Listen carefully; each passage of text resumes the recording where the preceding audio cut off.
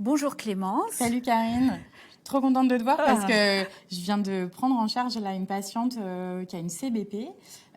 Ça fait 6 mois maintenant qu'elle est diagnostiquée. Elle est sous acide urso-désoxycholique et en fait, elle m'avait dit à 3 mois qu'elle avait des démangeaisons. J'avais un peu sous-estimé, mais c'est vrai que là, ça fait 6 mois et comme presque 40% des patients, elle a toujours des démangeaisons alors que sa cholestase est minime. Qu'est-ce que tu en penses? Est-ce qu'il faut que j'aille chercher autre chose ou est-ce qu'on peut dire que c'est en lien avec sa maladie?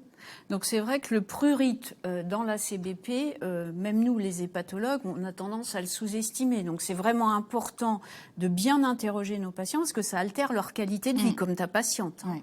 Donc, bien sûr, il faut toujours éliminer une cause dermatologique. Alors, les 3 plus fréquentes, c'est la gale, l'eczéma et puis l'urticaire. Et puis, c'est vrai que dans la CBP, eh bien, le prurite n'est pas corrélé à la sévérité de la cholestase. Okay. Donc, on peut avoir un prurite très invalidant alors que la cholestase, elle est minime, voire en voie de régression. Donc, le traitement spécifique du prurite, de toute façon, comme pour ta patiente, il faut attendre d'avoir fait au moins 3 à 6 mois d'AUDC. Okay. L'AUDC n'a pas montré son efficacité sur le prurite, mais le fait qu'il fasse régresser la cholestase, ça améliore quand même les choses. Donc, une fois qu'on a eu ce traitement de 3 à 6 mois, eh bien après, on propose un traitement par étapes. Et donc, jusqu'à 2021, eh bien, on proposait plutôt la cholestéramine à distance de la prise de l'AUDC, sinon ça empêche l'absorption. Et puis, en 2021, sont sorties les publications sur l'efficacité du bézafibrate en 2e ligne de traitement de la CBP. Et ces études ont montré qu'en fait, c'était extrêmement efficace sur le prurite. Donc, la cholestéramine, on oublie? Il faut préférer le bézafibrate parce que la cholestéramine, les études, c'est un faible niveau de preuve, donc c'est pas très efficace, ça a des effets secondaires digestifs, alors que le bézafibrate, c'est clairement démontré que c'est très efficace sur le prurite. Donc en première ligne des traitements spécifiques, ce sera le bézafibrate. Et du coup, tu le prescris comment? C'est une prise par jour? Donc, une prise par jour. Classiquement, c'est 400 mg par jour. Et puis, c'est adapté à la tolérance, quoi. Ok. Et il y a des effets indésirables que je dois lui expliquer, à attendre? En fait, c'est nous. On doit surveiller le bilan biologique, notamment la fonction rénale. Ouais. Et puis, parfois, il y a quelques patients qui vont développer des cytolyses. Et si c'était le cas, on diminue la dose à 200 mg. D'accord. Ok. Et si ça ne marche pas?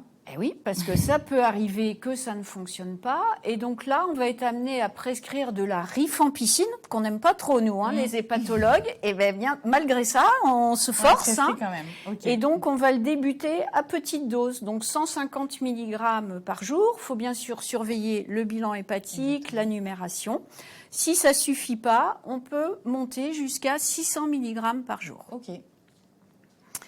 Et donc, parfois, si ça suffit pas encore. Ça suffit toujours pas. Et alors là, on va taper dans des molécules qu'on n'a pas du tout, nous, l'habitude de prescrire. C'est les anti-opioïdes, le naltrexone, ou alors la sertraline, ou encore des antiépileptiques, comme la gabapontine. Et puis, là, il y a des travaux plus récents qui ont montré que la puvathérapie UVB peut fonctionner. Okay. Alors, c'est un bémol parce que, en fait, c'est beaucoup de séances et ça doit être géré par le dermatologue. Et c'est quand même difficile pour nos patients d'accéder aux consultations des dermatologues. Après, dans tous les cas, je lui conseille de bien s'hydrater, de mettre de la crème hydratante. Est-ce qu'il y a d'autres mesures simples? Oui, en fait, apparemment, sur le prurite, ce qui fonctionne bien, c'est des douches à l'eau froide ou tiède ou des bains avec des émollients. On conseille d'utiliser des vêtements plutôt amples et en lin pour que ça soit moins irritatif. Et puis de couper les ongles, c'est pour éviter d'avoir des lésions de grattage trop importantes.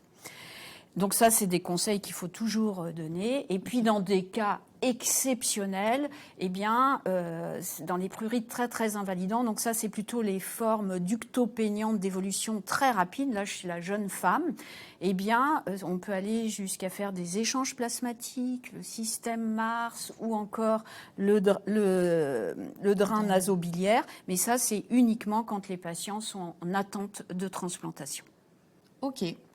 Donc, si je résume, ma patiente qui a des démangeaisons et un prurite invalidant malgré 6 mois de traitement par AUDC, je lui mets du bézafibrate à 200 mg. 400 mg. 400 mg. Si elle ne le tolère pas, 200 mg.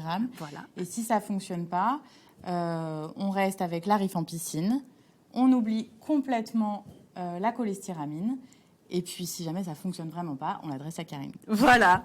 Tu as tout compris, Clémence. À bientôt. Salut, Karine.